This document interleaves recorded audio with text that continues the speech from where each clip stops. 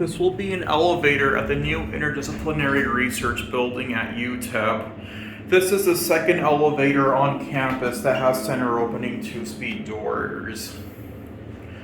These kind of doors are really hard to find on elevators in El Paso.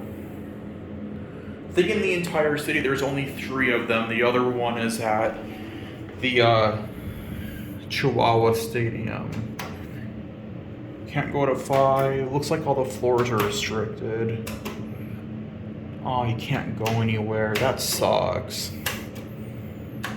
Oh, that's a shame. EPIC fail. You have to have your minor ID to probably even use this elevator. At least I got to show it all to you. It's a Kone.